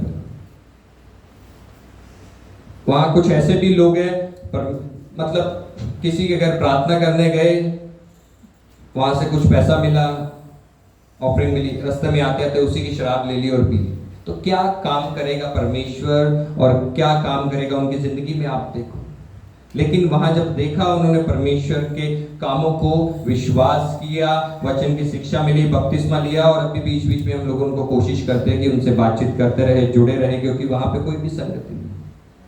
तो इसीलिए बहुत जरूरी है। इसलिए पौलुस उनके कहता है कि मैं नहीं चाहता कि तुम आत्मिक वरदानों से अनजान रहो। कितने जानते कि पवित्र आत्मा के कितने वरदान हैं? एक एक करके नाम लो, कोई भी जैसे इसको मालूम। अन्य भाषा एक है, और बुद्धि की बातें 2, आत्मा से चंगा करना 3, विश्वास। एक मिनट। तो इसमें हम लोग अभी पढ़ेंगे, ठीक है। एक विश्वास भी है, जो अब सोचो किस किसको मालूम है 9 वरदान है? कौन कौन से 9 वरदान है परमेश्वर? यदि यहाँ पे पौलुस कहता है अनजान ना रहो, यदि हमें नहीं मालूम तो हम अनजान हैं। हम कैसे प्रार्थना कर सकते हैं? उसमें कहता है कि पवित्र आत्मा के वरदानों की धुन में लगे रहो। धुन का मतलब समझते हैं आप? धुन किसको बोलते हैं? एक होता है ना, एक गाना आपने कोई भी अच्छा, आपको आज एक यहाँ पे वर्शिप सॉन्ग हुआ, आप जाते जाते भी वही गा रहे, वो रहता है दिमाग में। उस तरीका से वो आपके दिमाग में घूमते रहने चाहिए कि क्या वरदान है परमेश्वर के। जब हमें मालूम ही नहीं है मांगना क्या है, तो मांगेंगे कैसे? तो क्या है, हम लोग क्या है, अनजान है। तो पौलुस हमसे भी बात कर रहा है इस बारे में कि पवित्र आत्मा, मैं नहीं चाहता कि तुम पवित्र आत्मा के वरदानों से अनजान रहो। हालेलुया। और हम यहाँ पढ़ेंगे एक बारी जल्दी से, अमित ब्रदर आप पढ़ देंगे कि क्या क्या वरदान है पवित्र आत्मा के। क्योंकि आत्मा तो, क्योंकि एक को आत्मा के द्वारा बुद्धि की बातें की जाती है, और दूसरे को उसी आत्मा के अनुसार ज्ञान की बातें, किसी को उसी आत्मा से विश्वास, और किसी को उसी एक आत्मा से चंगा करने का वरदान दिया जाता है। फिर किसी को सामर्थ के काम करने की शक्ति, और किसी को भविष्यवाणी की, और किसी को आत्माओं की परख, और किसी को अनेक प्रकार की भाषा, और किसी को भाषाओं का अर्थ बताना। परंतु ये सब प्रभावशाली कार्य वही एक आत्मा करता है, और जिसे जो चाहता है वह बांट देता है। आमीन, हालेलुया। तो आपने देखा, इनको लिखो, पढ़ो, लिख के रखो कहीं पे अपने घर में, अपनी फ़ोन की स्क्रीन पे, जहाँ भी लिख सकते हो, अपनी डायरी में, बाइबल के पीछे लिख के रखो और मांगो परमेश्वर से। परमेश्वर चाहता है कि तुम मांगो, तुम इनकी धुन में लगे रहो। जल्दी जल्दी मैं बोलूँगा। 12:1 में लिखा है, ये भाइयों मैं नहीं चाहता कि तुम आत्मिक वरदानों के विषय में अनजान रहो। 12:31 कि तुम बड़े से बड़े वरदानों की धुन में रहो, सेम चैप्टर। फिर 14:1 प्रेम का अनुकरण करो और आत्मिक वरदानों की धुन में लगे रहो। आमीन। फिर 14:12 में इसलिए कि तुम जब आत्मिक वरदानों की धुन में हो तो ऐसा प्रयत्न करो कि तुम्हारे वरदानों की उन्नति से कलीसिया की उन्नति हो। आमीन। तो ये बहुत जरूरी है। 2 चैप्टर है यहाँ पे, वहां कितनी बारी एम्फेसाइज कर दिया कि अनजान ना रहो, धुन में लगे रहो, अनजान ना रहो, धुन में लगे रहो, अनजान ना रहो, धुन में लगे रहो, उनके बारे में सीखते रहो। और उससे ये ना लो कि तुम्हें जो, अगर तुम्हें प्रोफेसी का वरदान मिला तो वो तुम्हारे प्रॉफिट के लिए नहीं होनी चाहिए। किसके लिए होनी चाहिए? लास्ट में वो लिखता है 14:12 कलीसिया की उन्नति के लिए होनी चाहिए। क्योंकि वचन रहा है जो अन्य भाषाओं में प्रार्थना करता है वो अच्छा है, वो अपनी उन्नति करता है, लेकिन जो भविष्यवाणी करता है वो कलीसिया की उन्नति करता है। लेकिन आज मैं समझ सकता हूँ इस बात को कि बहुत मिसयूज, मैनिपुलेट, लेकिन ये इंपॉर्टेंट टॉपिक है बाइबल के लिए। आज बहुत से चर्चेस है जो अन्य भाषाओं के खिलाफ होते हैं, जो भी जिन वरदानों का ज्यादा विरोध होता है, सबसे महत्वपूर्ण ही वही है। एक गवाही में सुन रहा था एक व्यक्ति की जो 10 साल पहले पानी के अंदर डूब गया, मरने वाला था। नीचे से उसको एक आवाज आई पानी के अंदर कि मेरे बेटे मैं तुम्हें, तो नीचे से डूब गया, परमेश्वर ने उसको बचाया। तब भी उसने परमेश्वर को इस्तेमाल नहीं किया। उसके 10 साल बाद एक 9 साल की लड़की के ऊपर परमेश्वर का आत्मा आया और उसने उसको बताया कि इस तरीके से 10 साल पहले परमेश्वर ने तुझसे बात करी थी और उस दिन उसने अपना जीवन परमेश्वर को दे दिया। तो किस तरह से तो इसीलिए पवित्र आत्मा बताता है कि परख के आत्मा की भी हमें आवश्यकता है। परख का भी एक आत्मा है ना, परख का वरदान। किस तरह की परख है? तो यदि हम कलाम में बने रहेंगे तो परख हमारे साथ आ जाएगी। और लेकिन हम ऐसा नहीं कर सकते कि लोगों ने एक कलाम लिया, उसके बाद इस वरदान के बारे में बोलना शुरू कर दिया, इसके लिए बोलना शुरू कर दिया, वो आपने। लेकिन आपको कलाम, आप परमेश्वर से सीखो, जो परमेश्वर में आपके सिखाने वाले हैं, अगुवे हैं, उनके पास जाओ, उस कलाम को लेके। एक बारी कहीं से सुन के, सोशल मीडिया से आप उनको जानते नहीं है, कुछ भी आप उसको लेकिन भैया ये चीजें से हमें दूर रहना चाहिए। लेकिन परमेश्वर क्या कहता है? और यहाँ पे एक चीज बड़ी खूबसूरत लिखी है कि आत्मा देगा आपको क्या देने की जरूरत है। किसी के पास 9 भी हैं, किसी के पास 2 हैं, किसी के पास 1 है। पवित्र आत्मा को पता है कि आप किन वरदानों में वफादारी के साथ चलेंगे, या किस तरह की मछलियां हैं आपके आसपास, उस तरह के वरदान देंगे। आज सोशल मीडिया का कुछ चर्च बहुत पक्ष में है, कुछ नहीं है, लेकिन क्या सोशल मीडिया पे आज प्रचार नहीं होना चाहिए परमेश्वर का? होना चाहिए, नहीं होना चाहिए? आज जो पता नहीं कौन सी जनरेशन बोलते हैं, ये सबसे ज्यादा अल्फा, ये लोग जेन जी, अल्फा जो भी है, ये जो जनरेशन है, ये सब लोग किस पे है? क्या है? वो मछलियां ही है ना। वो जब सबसे ज्यादा मछली आज सोशल मीडिया पे है, तो क्यों नहीं हमें वहां जाल फेंकना चाहिए? तो आज किन्हीं चीजों, आज कंपनी में अगर आपका कोई एम्प्लॉय है, कुछ भी, सब लोग गलत काम कर रहे हैं, इसका मतलब नहीं है कि 5 एम्प्लॉय ने गलत काम किया तो छठे को भी इजाजत है, नहीं है ऐसा। इसलिए यदि एक चीज का गलत इस्तेमाल हो गया, या कुछ वरदान का, या वो इस्तेमाल गलत नहीं हुआ, मैनिपुलेट किया हुआ, शैतान का काम क्या है? वो कुछ तो करेगा ना कहीं पे।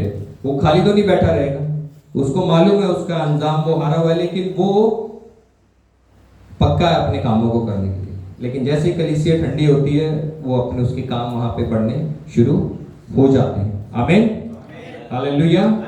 आज बहुत से लोग हैं जिन आप देखो, कुछ भी जो इंपॉर्टेंट चीजें हैं कलीसिया में, कुछ चर्चेस हैं सिर्फ वचन सिखाते हैं, वो लोग वो वरदानों पे बातचीत नहीं करते हैं। कुछ लोग हैं सिर्फ और सिर्फ यीशु के बारे में बात करते हैं, उनको पवित्र आत्मा से कोई मतलब नहीं है। इसका मतलब वो यीशु को भी नहीं जानते। अभी जब हम वचन के दौरान जब जेनिफर से बात की, यीशु ने कहा मार्ग, सत्य और जीवन मैं हूं। अगर यीशु मार्ग है तो हम कैसे चल सकते हैं उस मार्ग के ऊपर? यीशु मार्ग है, यीशु रास्ता है, राह सच्चाई और जिंदगी। अगर वो रास्ता है तो हम कैसे चल सकते हैं उस रास्ते के ऊपर? मतलब ये यीशु ही रास्ता है तो उसके साथ साथ ही चलना है ना हमको उस रास्ते के ऊपर। तो यदि उन लोग अगर यीशु के साथ चले तो क्या यीशु उनको वो सत्य का आत्मा नहीं देगा? देगा ना, अपनी सच्चाई को उनके ऊपर प्रकट करेगा, नहीं करेगा? तो अधूरा ज्ञान हमेशा क्या है, बहुत डेंजरस होता है। अधूरा ज्ञान बड़ा डेंजरस हो जाता है कभी कभी हम लोगों के लिए, जब हम लोग नहीं जानते। तो बार बार एम्फेसाइज करती है बाइबल कि आत्मिक वरदानों की धुन में लगे रहो। मेरी भी विनती है, आप प्रार्थना करो, परमेश्वर के अभिषेक को मांगो, परमेश्वर की सामर्थ को मांगो, अगुवाई को मांगो, और आप देखोगे जब ये चीजें आएंगी आपके ऊपर, आपकी जिंदगी में रिजल्ट बढ़ जाएंगे। जब आप देखोगे, आप प्रचार करोगे, आप लोगों से मिलोगे, वो देखेंगे आप में कुछ तो अलग है। क्योंकि परमेश्वर का क्या राज्य किसमें? फिर जो क्रूज पे आज सबको बेवकूफी लगती है कि कौन किसके लिए मर गया, लेकिन जब वो सुनेंगे, जब पवित्र आत्मा की सामर्थ्य से आप उनसे बात करोगे, वही वो घुटने टेक देंगे। वरना आपने एक कथा सुनाई, एक कथा वो सुनाएंगे, बस हो गया काम, बातचीत खत्म हुई, और उसके बाद ना इधर रिजल्ट ना इधर रिजल्ट। क्योंकि बहुत खासकर हमारे परिवार में जो लोग हैं, जब वो आपकी जिंदगी में रिजल्ट देखते हैं, परमेश्वर के हाथ को देखते हैं, उनको वचन सुनाने की जरूरत ही नहीं पड़ती। जब हम यहाँ पे शादी करके आए थे नए नए, तो एक एडवाइस हमें पास्टर साहब ने दी थी कि घर में वचन का इस्तेमाल नहीं करना। वचन क्या है? तलवार है, घर पे इस्तेमाल नहीं करना है। तो घर पे क्या है? वचन आपके अंदर से इस्तेमाल होना चाहिए, आपके जीवन में कैसे लागू हो। मुंह से बोल के नहीं, जी के वचन का घर पे इस्तेमाल करना है। बाहर ठीक है, तुम लोग वचन मुंह से बोल सकते हो, क्योंकि बाहर वाले के साथ तुम्हारे पास लिमिटेड टाइम है। तुम आधे घंटे के लिए मिल रहे हो, 45 मिनट के लिए मिल रहे हो, 1 घंटे के लिए मिल रहे हो, लिमिटेड टाइम है। कितना जी के दिखा दोगे सारे वचन? लेकिन जो घर पे है, उधर तुम्हारी पति पत्नी तुम्हें करीब से जानते, तो वहां पे क्या है, तुम्हें वचन को प्रैक्टिकली तौर पे जी के दिखाना है, दूसरे वाले के सामने इस्तेमाल करना है। यदि चाहते हो सामने वाला माफ करना सिखाए या सीखे, तो माफ करना सीखो उसको। यदि आप आत्मिक हो, आप एक जोड़ा हो, शादीशुदा जोड़ा हो, तो देखो भैया कौन ज्यादा आत्मिक है, जो पहले माफ करेगा या जो पहले बातचीत करेगा ज्यादा जाके। करके देखो कोशिश। बहुत सी जगह पे ऐसे हम लोग लगभग एक ही जगह पे कि भैया नहीं, पति पत्नी में झगड़ा हुआ है तो पत्नी पहले माफी मांगेगी। क्यों? ऐसा बाइबल बताती है हम लोगों को। क्या कहती है बाइबल हम लोगों को इसके बारे में? ये इस टॉपिक में नहीं है, लेकिन 1 मिनट, क्या कहती है बाइबल? यदि पति और पत्नी का झगड़ा हुआ है तो किसको माफी मांगनी चाहिए? तुम तो पार्टी बदल ली। हाँ, पति को क्यों?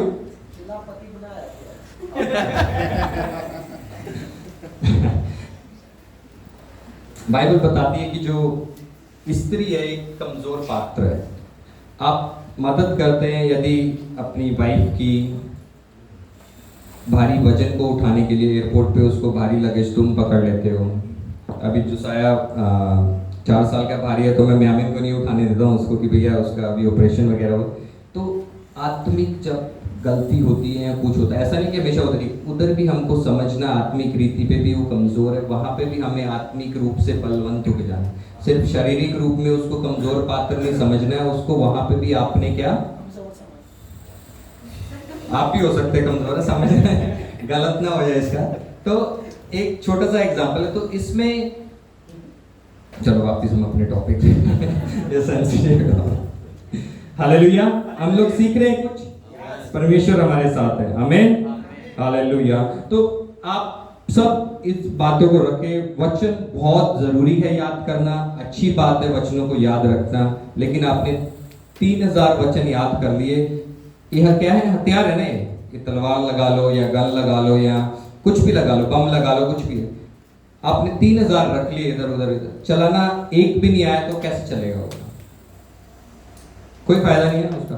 एक वचन भी, आज हमने जो गाना गाया यहोवा मेरा चरवाहा है, वो एक वर्ष को हम पकड़ लें, उस पे ऐसा मनन चिंतन करें, ऐसा ध्यान लगाएं कि आप देखोगे। क्योंकि अभी यहोवा मेरा चरवाहा है, पता क्या, जब हम पैसे की कमी हो, थोड़ी घटी हो, थोड़ा टेंशन हो जाए, बस वहां उस वचन को हम लोग पकड़ लेते कि यहोवा मेरा चरवाहा है, मुझे कोई घटी ना होगी। बस इतना सा ही मतलब है उस वचन का। यदि आप उसको देखें, उस पर गौर करें, उस पर मनन करें दिन रात, तो क्या बताता है वो कि पहली बात तो यदि हम वो यहोवा मेरा चरवाहा है, तो कमी घटी तो बाद की चीजें हैं कि क्या हम उस चरवाहे के मुताबिक चल रहे हैं। तो आपका क्या स्ट्रेस, क्या आपका टेंशन क्या, सब खत्म हो जाएंगे, आपकी सारी फिक्रें इधर उधर हो जाएंगी। कौन सी भेड़ को फिक्र होती है कि भैया घास कहाँ खानी है, क्या है, लेकिन भेड़ क्या है, सिर्फ और सिर्फ चरवाहे के अनुसार चलती है। यदि हम अपने पड़ोसी से गलत बात कर रहे हैं तो तब भी याद रखना है भैया मेरा चरवाहा इधर ही है, मेरा चरवाहा की नजरें मेरे ऊपर लगी हुई हैं। और बहुत से चीजें जो हमारे अंदर स्ट्रेस है, टेंशन है इधर उधर, वो किसकी वजह से आती है, हमारी बातचीत की वजह से हो जाती है, जबान की वजह से हो जाती है। तो यह है कि आप सभी से विनती है, पवित्र आत्मा के वरदानों की धुन में लगे रहो, इनको पढ़ो, इनको लिखो, क्योंकि बार बार किसी चीज का रिपीटिशन है बाइबल में, उस पर एम्फेसाइज किया गया हुआ है, इसका मतलब वो इम्पोर्टेंट है हमारी जिंदगी में। और वचन बताता है कि जो परमेश्वर का राज्य है वो किसमें है, सामर्थ के अंदर है। हालेलुया। वो किसी को इम्प्रेस करने के लिए, लेकिन कलीसिया की तरक्की के लिए है, कलीसिया के लोगों के बचाए जाने के लिए है, लोगों के लिए, वो परमेश्वर के लोगों के लिए, परमेश्वर के वरदान है परमेश्वर के लोगों के लिए। कोई उसमें पर्सनल प्रॉफिटेबिलिटी नहीं है, कोई उसमें कुछ आपका लाभ नहीं है। उसमें परमेश्वर आपको रिवॉर्ड देगा, आदर देगा, सब कुछ करेगा, वो परमेश्वर के ऊपर छोड़ दो, वो परमेश्वर का काम है, आप अपना काम करो, खत्म। क्या होगा, कैसे हो गया। एक भाई से मैं बात कर रहा था, वो सेवा करना चाहता है, उससे मेरी लगातार कुछ समय से बात हो रही थी, नशे में था, उधर से बाहर आया, फिर उसके मन में आया कि मैं सेवा, पता किस चीज से डर रहा हूँ कि मैं सेवा करते करते गिर गया तो क्या करूँगा। सोचो क्या शैतान ने मूर्खता डाल दी मन के अंदर कि मैं सेवा करने के लिए खड़ा होऊंगा, लोगों को वचन, अगर मैं फिर से गिर गया तो क्या होगा। तुम अपना काम करो, परमेश्वर के सामने जाओ, अपने जो तुम्हारे वाचाएं हैं परमेश्वर के सामने रखो, नहीं गिरने देगा परमेश्वर। अगर गिर भी जाए तो बाइबल बताता है कि धर्मी जन 7 बार ही गिरेगा तो परमेश्वर उसको उठाएगा। हालेलुया। क्योंकि परमेश्वर, हम तो धर्मी कहलाने के लायक ही नहीं थे। इसी तरीके से उसी वचन से हमने शुरुआत करी थी कि परमेश्वर हमारा कोई कॉन्ट्रीब्यूशन, हमारे पापों के अलावा हमारी नजात में, हमारे उद्धार में कोई कॉन्ट्रीब्यूशन नहीं है। विश्वास एक वरदान है ना, यदि हम एम्प्लीफाइड वर्जन पढ़े तो उसमें लिखा फेथ ऑफ गॉड, परमेश्वर का विश्वास। परमेश्वर का विश्वास कैसा है, मजबूत है नहीं, हाँ बहुत ज्यादा। तो वही वरदान है, यदि हम उस विश्वास के वरदान को मांगे और उस पे अड़े और खड़े रहें, आपके कितने मसले, अभी क्या है, हम अपने विश्वास को थोपते हैं, अपना विश्वास है, आज अगर नहीं हुआ ना फिर मैं किसी दूसरे रास्ते से पूछूंगा, परमेश्वर से कुछ मांगा नहीं मिला, इधर से वो हमारा कुछ घंटों का, कुछ मिनटों का, या कुछ वो कौन सा अक्कड़ पक्कड़ बम्बे वो बोला है, अभी हुआ, ऐसे हुआ नहीं है, तो फिर हम कोई दूसरा रास्ता निकालेंगे उसके। लेकिन उसमें जो एम्प्लीफाइड बाइबल उसमें लिखा होगा faith of God. Faith of God क्या है, मूसा को जब परमेश्वर ने बोला कि तू चट्टान को बोल कि पानी दे, वो देगी, वो किसका विश्वास था, परमेश्वर का विश्वास था। परमेश्वर, लेकिन मूसा का विश्वास किस पे था, अभी भी लाठी में। उस समय परमेश्वर ने लाठी में कुछ किया, वो लाठी में कुछ था, उसने लाठी मारी, पानी आया नहीं आया, आया पानी आएगा, लेकिन बात उसमें नहीं है, बात ये थी कि लेवल ऑफ वहां पे विश्वास कैसा था। उसको था कि लोग समझ सकते हैं ना मूर्ख, इसीलिए वहां लिखा हुआ ना कि जो परमेश्वर के ज्ञान, जो मूर्खता है वो आदमियों के ज्ञान से बढ़ के है। तो उसने बोला, उसको चट्टान को बोलता तो भी पानी आता हुआ, लेकिन परमेश्वर ने उसका भी आदर किया, परमेश्वर का वो दास था। लेकिन हम लोग यहाँ पे जो बात कर रहे हैं विश्वास की, कुछ लोगों का विश्वास, मतलब आप उनके बारे में पढ़ो तो हम लोगों को लगेंगे कि ये तो कोई कहानियां सुना रहे हैं। कैसे ऐसे लोग जो विश्वास के, जिनको मैन ऑफ फेथ बोला गया है, या कैसे कैसे लोगों ने स्टेप लिए विश्वास में। और एक इसके बाद बहुत ही खूबसूरत टॉपिक है, उसके ऊपर हम जाएंगे। तो हम लोगों ने थोड़ा सा प्रार्थना के बारे में सीखा, उसके बाद हम लोगों ने धार्मिकता के बारे में सीखा, किस तरह से हम लोग धार्मिक ठहराए गए हैं, हमारा उसमें कोई रोल नहीं है। और धार्मिकता इन कामों से हटके है, जो सामर्थ्य के काम है धार्मिकता का एक इनसे भी अलग रूप। क्योंकि यदि हम इब्रानियों की पत्री पढ़े तो उसमें लिखा हुआ है कि कोई धर्मी नहीं, लेकिन उसमें लिखा है कि इन सब बातों को छोड़ के, इन सब बातों को, हाथ रखने की शिक्षा, बपतिस्मा, इन सब, उससे भी ऊपर की धार्मिकता की शिक्षा। वो एक बहुत बड़ा टॉपिक है, मेरे ख्याल से इस ईयर की थीम में हम लोग सीखेंगे धीरे धीरे। लेकिन उसके बाद हम लोग आएंगे सबसे खूबसूरत टॉपिक फिर से, प्यार। प्यार क्या है आपकी, जिस तरह से हम लोगों ने पहले देखा कि जिस परमेश्वर ने क्या जगत से इतना प्रेम किया कि अपना एक लौता पुत्र दे दिया, ताकि जो कोई उसमें विश्वास करे उसका नाश ना हो। आमीन, हालेलुया। क्या है प्रेम? ये हम लोग सुनाते रहते हैं ना, आप टोपी भी डाली है ब्रदर ने, जॉन 3:16। क्या है ये प्रेम? क्या क्वालिटीज है प्रेम की? इसी में है कुरिन्थियों 1, हम लोग पढ़े जल्दी जल्दी करके, ताकि 13:4 शायद से। प्रेम धीरजवंत है और कृपालु है, प्रेम दान नहीं करता, प्रेम अपनी बड़ाई नहीं करता, वह फूलता नहीं, वह अनरीति नहीं चलता, वह अपनी भलाई नहीं चाहता, झुंझलाता नहीं, बुरा नहीं मानता, वो कर्म से आनंदित नहीं होता, परंतु सत्य से आनंदित होता है। वह सब बातें सह लेता, सब बातों की प्रतीति करता, सब बातों की आशा रखता है, सब बातों में धीरज धरता है। आमीन, हालेलुया। प्रेम कभी टलता नहीं। ये देखो कितना, कहीं नहीं मिलेगी ये डेफिनेशन बाइबल के अलावा आपको प्रेम की ना। कोई बोलेगा गॉड इज लव, या दैट इज, वो कुछ अलग बात है। कोई बोलेगा प्यार ये है, कोई बोलेगा प्यार ये है, लेकिन जो प्यार की जो क्वालिटीज है, एट्रीब्यूट्स हैं, जो ये कहीं ये डेफिनेशन नहीं मिलती। आप कोई डिक्शनरी उठा के देख लो, अगर बिब्लिकल प्रोस्पेक्ट से हम लोग बाहर हो जाएं तो कोई प्यार की डेफिनेशन ऐसे नहीं मिलता। तो यदि आज हम देखें कि हमारा प्यार कलीसिया के लोगों के लिए, हमारे परिवार के लिए, इवन जो आपके जो रिश्ते हैं ना करीबी, आपका पति पत्नी, भाई, माता पिता, उनमें भी अगर आप इन क्वालिटी को देखोगे तो मैं कह सकता हूँ कि वहां भी पूरी नहीं होती। कहीं ना कहीं हम लोग क्या है, बुरा मान जाते हैं। कहीं ना कहीं हम लोग क्या कह रहे हैं, एक बारी चलो इधर है मेरे पास, प्रेम क्या है? धीरजवंत। क्या है धीरजवंत? सबर। उर्दू में बोलते हैं सबर, इंग्लिश में शायद पेशेंस। धीरज क्या है? जल्दी नहीं है।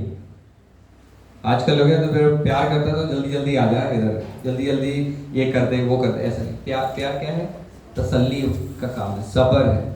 किसी भी चीज में एक दूसरे के साथ हमें तसल्ली रखनी है, पेशेंस रखना है।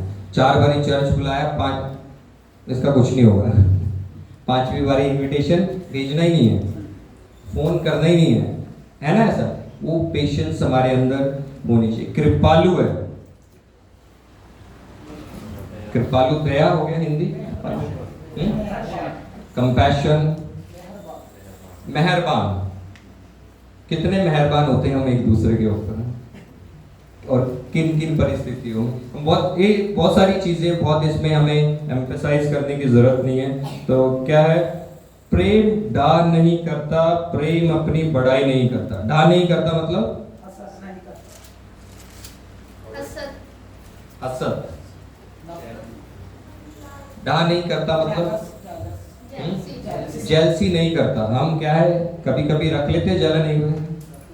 हाँ, तो देखिए प्यार की क्वालिटी, अगर इनको भी हम रखें और अपने प्यार को हम लोग परखें रोज के रोज, अपने करीबी रिश्तों में, अपने दूर के रिश्तों में, चर्च में, क्योंकि हम सब मसीह में भाई बहन हैं।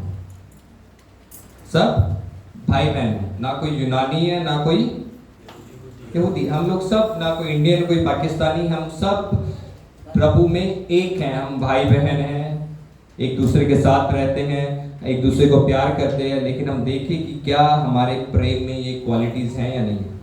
फिर अगला क्या है? वो अपनी बड़ाई नहीं करता। और हमें क्या चाहिए? हाँ, है ना ऐसा? कोई ना कुछ एप्रिसिएशन मिलना चाहिए।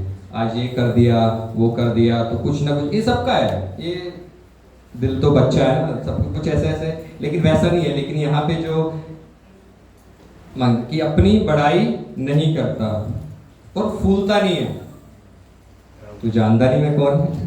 हाँ, अपने आप को थोड़ा सा कुछ हुआ, एक दूसरे तरीके से प्रभु ने हमें थोड़ा सा इस्तेमाल किया, हम फूल गए हैं। अभी तो परमेश्वर हमारे साथ है, कौन हमारा विरोधी होगा? वैसा नहीं है।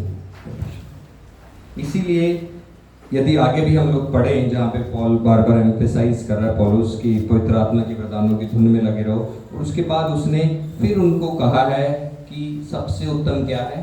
प्रेम। उसने कहा यदि मैं बोलियां बोलूं, अन्य भाषा बोलूं, भविष्यवाणियां करूं, सब कुछ करूं, यदि मुझ में प्रेम नहीं तो मैं क्या हूं? ठनठनाता पीतल हूं। मतलब मेरे अंदर कोई लाइफ नहीं है। परमेश्वर की तो आत्मा है नहीं, लेकिन एक नॉर्मल लाइफ भी नहीं है, क्योंकि जानवरों के अंदर भी प्रेम होता है, मालूम है? अगर हम जानवरों से प्रेम करें तो उल्टा प्यार करते हैं हमारे साथ, पहचानते हैं वो लोग। आपने बहुत सी स्टोरीज देखी होंगी ऐसा वैसा, तो आप ये सोचोगे इसलिए उसने कहा है कि क्या है? मैं पीतल, उनमें लाइफ नहीं है, निर्जीव चीजें हैं ना ये, लाइफलेस। तो क्या हमारे अंदर तो नॉर्मल जिंदगी नहीं है, तो परमेश्वर की आत्मा तो बहुत दूर वास करेगी। और परमेश्वर की आत्मा ठनठनाता पीतल, मतलब किसी मूर्ति के अंदर वास नहीं कर सकती ना, लेकिन हम तो परमेश्वर का चलता फिरता भवन है। आमीन। नेक्स्ट क्या है? अनरीति से नहीं चलता, अपनी भलाई नहीं चाहता। कितने लोग हैं अपनी भलाई नहीं चाहते हैं यहाँ पे? कि मेरे पड़ोसी का भला हो जाए, मेरे भाई का भला हो जाए, उसका इंक्रीमेंट हो, मेरा ना हो। टफ चीज है, मैं नहीं कहता कि हम लोग सब मानते, लेकिन इसमें ये है अपनी सिर्फ मेरी ही भलाई ना हो, सबकी हो। अगर मेरी नहीं भी हो तब भी मैं परमेश्वर का धन्यवाद करता हूं। ये क्या है? इसी वजह से इसमें जो प्रेम है, इसको हम लोग देखें तो बहुत इसकी डेफिनेशन कहीं नहीं मिलेगी, क्योंकि किसी ने किसी से किया ही नहीं है। परमेश्वर ने किया है ये प्रेम। ये किसके कैरेक्टरिस्टिक है? किसके प्यार के कैरेक्टरिस्टिक है? ये किसके चरित्र के मतलब गुण है? ये किसके प्रेम के गुण है? और यदि यीशु मसीह का आत्मा हमारे अंदर है तो हम लोग कर सकते हैं इसमें। शरीर ना ना ना ना ना, बहुत दूर की बात, सोच भी नहीं सकता शरीर। ये सब शरीर के विरोधी हैं। ये जो गुण है प्यार के, ये शरीर के विरोधी हैं। इसको हम शरीर में रहते हुए या शारीरिक होते हुए फॉलो कर ही नहीं सकते। इसीलिए किसी डिक्शनरी में कहीं भी ये डेफिनेशन नहीं मिलती प्यार की, और कहानियां मिल जाएंगी इधर उधर उल्टी सीधी, ये कहीं नहीं मिलेगी, क्योंकि किसी ने ऐसा प्रेम कभी किसी से किया ही नहीं है। ना इतिहास में ना किया है, ना ही किया होगा कभी, ना ही कोई करेगा। तो ये सिर्फ और सिर्फ जब ये यीशु मसीह का हमारे अंदर आत्मा है तो हम लोग कर सकते हैं। हालेलुया। और आगे क्या है? अपनी भलाई नहीं चाहता, झुंझलाता नहीं है, बुरा नहीं मानता। हम में से कौन कौन है बुरा मानता, नहीं मानता? किसी ना किसी बातों पे हमें, ऐसा नहीं है कि हम लोग हमेशा आत्मा में रहते, कभी शरीर में हमें किसी से बुरा लग गया, लेकिन हमें उसके ऊपर सोचने की और उसके ऊपर ओवरकम करने की जरूरत। किसी ने कहा बुरा लग गया, चलो भाई छोड़ो, कोई बात नहीं, बोलते हैं मिट्टी पाओ पंजाबी में, आगे बढ़ो। क्योंकि एक चीज को हम लेके बढ़ेंगे, उसने मुझे ऐसे कह दिया, उसने मुझे ऐसे कह दिया, हम इन मसलों से बाहर आएंगे तो ही तो फिर प्रार्थना में जाएंगे या कुछ राज्य के लिए कुछ काम करेंगे। हमारे अपने नहीं मसले खत्म होते, फलाने ने मुझे ये कह दिया, उसने ऐसा कर दिया, वैसा कर दिया, फिर तो हमें गुंजल कर दिया हम लोगों को ना। गुंजल मालूम है ना, पतंग उड़ाते सबको, ना किसी काम की नहीं होगा, बाद में उसको जो हाथ भी कट जाएगा ऐसा। तो अपनी मसले इधर उधर इधर इधर, ये छोटे छोटे मनमुटाव हैं, छोटे छोटे बातों के चक्कर में क्या हो जाता है, कभी कभी बड़ी चीजें हमारे बहुत बड़ी होता है। हमारे ऑफिस में कुछ लोग हैं, एंगर मैनेजमेंट का प्रॉब्लम होता है उन लोगों को, ट्रेनिंग के लिए भी भेजते हैं हम लोग, एक बारी भेजा, दो बारी भेजा, तीसरी बारी वन वे टिकट हो जाता। क्या छोटी सी बात थी, सॉरी बोलता तो केस क्लोज। सिर्फ सॉरी बोलना था और कुछ नहीं करना। हाँ मेरी गलती है, माफ करो, नहीं मैं इतने साल से कंपनी में, तू मुझे नहीं जानता, मैं तेनू नहीं जानता, बात फिर चलो वन वे टिकट हो गया, मौका दिया जाता है। लेकिन यही है, छोटी छोटी कभी चीजें हैं जो हमें आगे बढ़ने से रोकती हैं प्रभु में। प्रेम सब बातें सह लेता है, सब बातों में प्रतीति करता है और सब बातों में आशा रखता है। एक मैसेज छोटा सा, थोड़ा सा मतलब सैड है। अभी जब हम लोगों को सब मालूम है कि हम लोग जॉयल ब्रदर के बेटे के लिए प्रार्थना कर रहे थे, तो उन सिस्टर का मैं मैसेज देख रहा था, इसमें जो लिखा था प्रेम सब बातों में आशा रखना है। तो जो मैसेज देख रहा था, उन्होंने एक गाना गाया, उसके बाद तो वो एक मैसेज देख रही थी कि वो जब हॉस्पिटल में थी 7 से 8 घंटे प्रार्थना कर रही थी, वो लगातार चलते हुए आत्मा में प्रार्थना कर रही थी, स्पिरिट में। और बोलती कि 2 बारी अटरेंस हुई जो पवित्र आत्मा की, परमेश्वर यदि तेरी मर्जी है मेरे बेटे को ले जाने के लिए, तो मैं अपने आप को सरेंडर करती हूँ। आप सोचते हैं कि एक तो आशा थी उनके अंदर, ये प्रेम का जो उनका परमेश्वर के प्रति प्रेम था उनका, और दूसरी चीज आपका जो ऐसे विषयों में खासकर जो आपका शरीर है वो कभी भी इस तरह की प्रार्थना नहीं कर सकता। वो बहुत टच हुई और मतलब बहुत दुख की बात है, 13 साल का बेटा उनका गया। लेकिन आप उन सिस्टर की गवाही देखो, इतने लोगों को एनकरेज करेंगे आने वाले टाइम में। अगर वो जाएगी जहाँ पे भी कोई मकसद है, वो अगर वो वीडियो बनने दी परमेश्वर ने, मैं सुना, मैं आशीषित हुआ, उसको मैंने कई बार देखी। 7 से 8 घंटे प्रार्थना कर रहा है कोई, और बीच में 2 बारी उसने ऐसा बोल दिया। वो क्या, वो शरीर से आदमी ऐसे प्रार्थना नहीं कर सकता।